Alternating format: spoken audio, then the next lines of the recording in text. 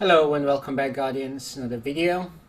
We're doing a Nightfall for the Exodus Crash today. Exodus Crash used to be that one Nightfall that we all used to hate. Or at least used to be a Nightfall for 2 weeks and then went to a strike and then went outside of the strike. For this Nightfall, we're playing on 10 handicap. I recommend if you don't want any handicap, don't go for it. Match Game is good, Momentum, and Extinguish. If you have those three perks, you'll get your 100k anyway. Just make sure you kill most of the enemies.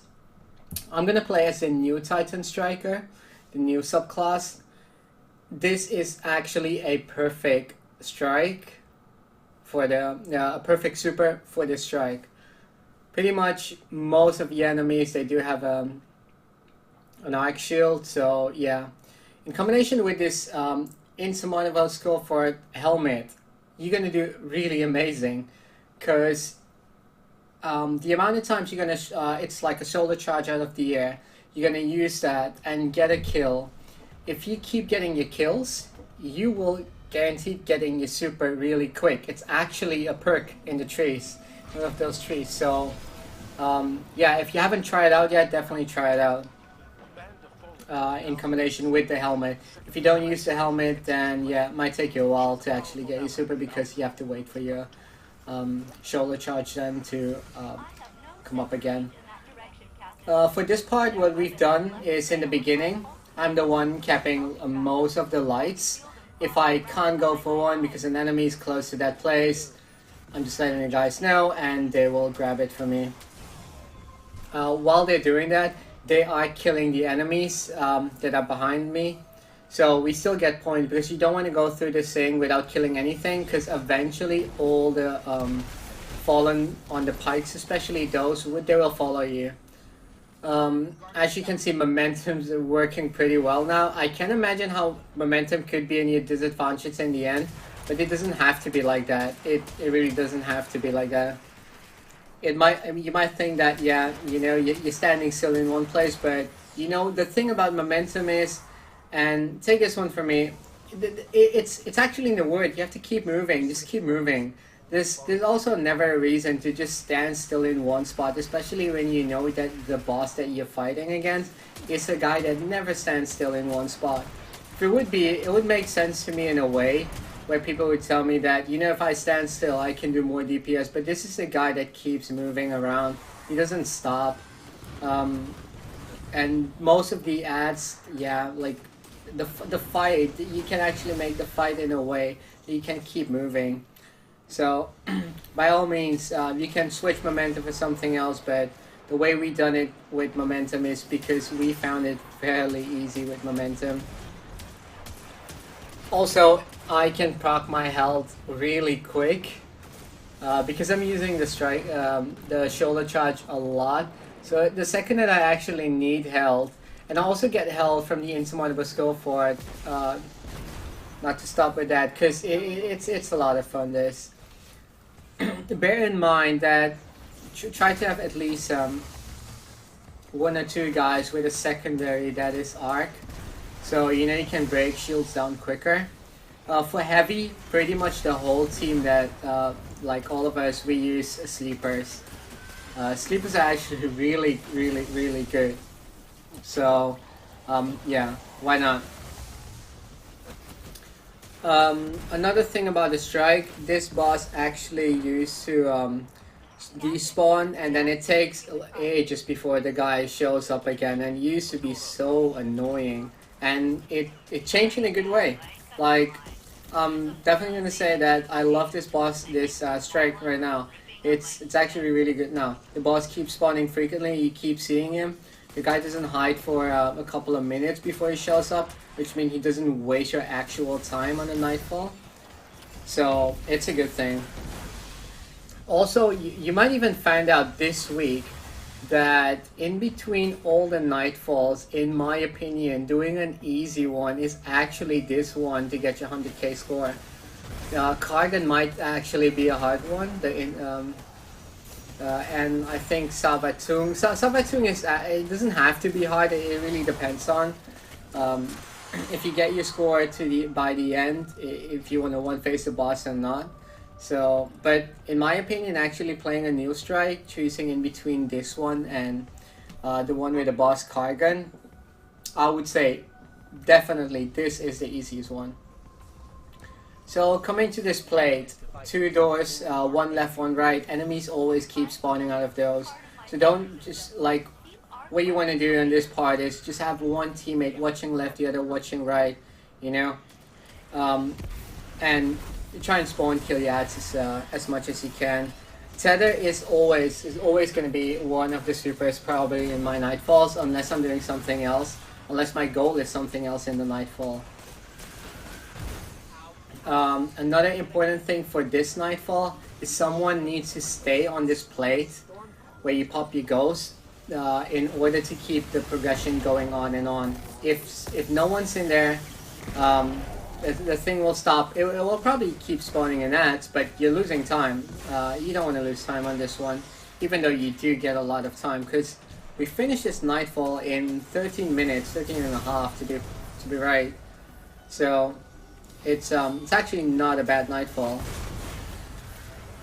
For if you're trying out this new shoulder charge from the Striker Titan, point to note is if you do not kill an enemy, you will not get your shoulder charge back. And if you want to proc that shoulder charge, you want it back quick and you have your super, all you want to do is use your super, get a kill, and you get it up straight away. So that's an easy way to get your shoulder charge back, because the shoulder charge will give you your super back quick. That's basically how it works.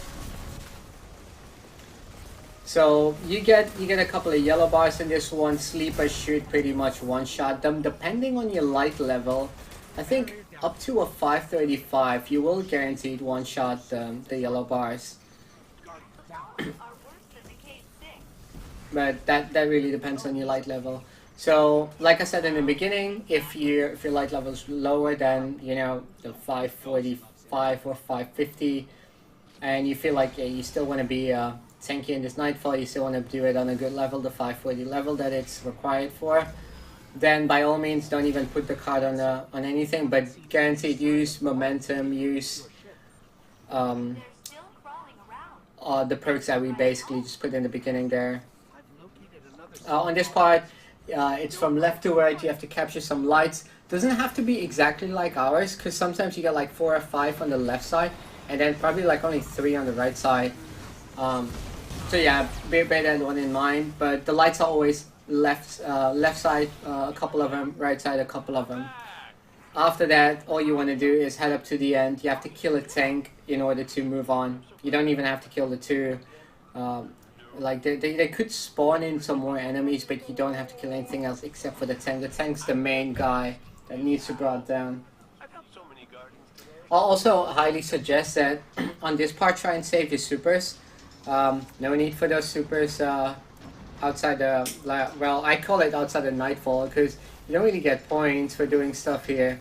So bear in mind, just save your supers now, because you'll probably need it right when you walk inside the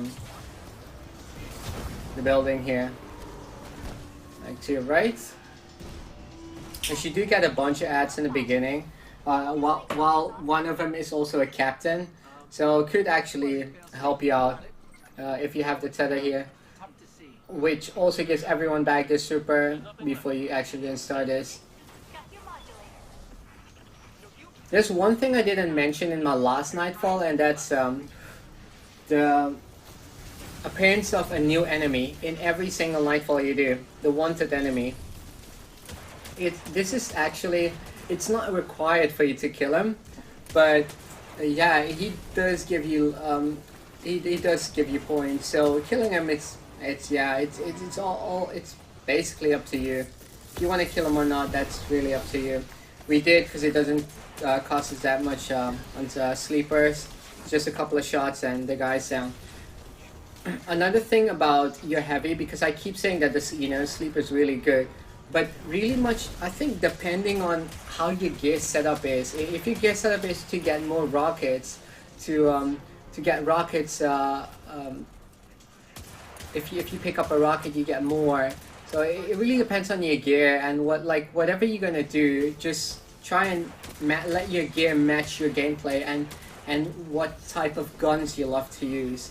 Because if you don't like to use a sleeper, we pretty much love it, and I love this. I love a sniper as well. So I do have a couple of set of gears where I could switch to, and then get more ammo for that specific gun that I'm using. For example, a sleeper is a linear fusion rifle, so you go for more linear fusion rifles pickup or more reserves, stuff like that. Bear that in mind. This is like really yeah, it's different for everyone. It's more the guns that you like and the ones that you gonna look for the gear. Then it's also a reason why showing gear in the beginning, to me it won't matter, because your gameplay style might be way different than from mine. The guns you love might be way more different. So that's really up to you. Honestly, right here I actually fell down and I thought, hey, there might be a shortcut, but honestly there's no shortcut. Yeah, if I could climb that one up easily, then I could jump up top. But by now my teammates actually did reach the boss, so I'll get the spawning in with the boss in a bit. I think this is probably one of the parts that you want to know exactly what you're doing. Taking down the shanks with the lightning, the ones that spawns across the whole map, around the whole map to be precise, is probably the one thing you guaranteed want to do, because the second that the shanks are actually hitting the ground, they're alive actually, then they're hitting the ground, you cannot jump anymore. Not jumping could end up in a bad result in this Nightfall, so bear in mind, try and take him down. I'm using a shotty here as my secondary, just in case. If I really wanna, I think in the end I came up in a situation where I could only walk because all the shanks were all around me, and basically the shotgun did help out a lot, because it's just like a one shot, keep walking, one shot, keep walking, make an area clear for yourself on this part. The reason I like to play this one most likely in the middle, but if I found that I'm getting grouped up by enemies actually surrounding me, I will pick a side and make sure that side is actually clean. Also from the left or right, because if I want to escape, I need to be able to escape. I'll look for it just in case it's not clean yet, just to make sure it's clean. As you guys can see, there you go, that boss is back again. Like, this guy comes in so quick now in the game, which is so amazing. You can actually play the game way better now than it used to be. So yeah, in the end we did get 2 void shields. So around the whole game you will only get arc shields, and then it's way in the end where you'll probably need a void weapon because of match game. So bear that one in mind, that at least one person does have a void secondary with them. If you don't, you're playing your tether, save your grenade send for the shield. We'll take it down just as quick. Also keep running. Just keep running, keep looking, and get the servitors down as quick as possible, because leaving a servitor alive could also end up in a death, especially if you can't take it down because you don't have the right burn for the shield. What the servitors actually do is they will tether the enemies. So in order to kill the enemies, you're gonna have to kill the servitors first. But yeah, if you don't have the right ammo, you're pretty much stuck there. So always keep an eye for the servitors, take them down as quick as possible. And as you can see right here, like I'm stuck. So all I'm using right now is shotty, keep moving on. And my goal is to keep going around the map instead of going back to the middle, because yeah, now there's a tether in the middle, so it does make it easy.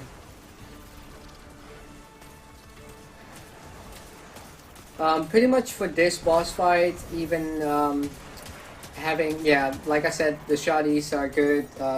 In our opinion, sleeper is amazing. So yeah, bear that one in mind. Almost got myself killed there by the boss. But yeah, pretty much everything, it did run well. Like the strike. Keep an eye on your points. If you feel like at some point, hey, I just need a couple of points extra, just don't push the boss too hard. Just let him walk around. He'll keep spawning in some ads for you. You're not decreasing in your score, so you'll only increase until it's 15 minutes. and then you'll start decreasing. So before 15 minutes, just let the boss walk around and try and kill some ads, and pretty much that's it. I hope you guys actually enjoyed the run. If you did, the likes much appreciated. If you're new to the channel, subscribe for more. I'll leave the video playing so you can actually see the loot that I actually got, because it took me it took me a while. And there's also a new emblem, by the way, involved in this one, so I had to dismantle one of my emblems to show you guys the new emblem. But in the end, you'll see the loot as well. And I hope you guys enjoy the run, and I'll see you guys on my next video.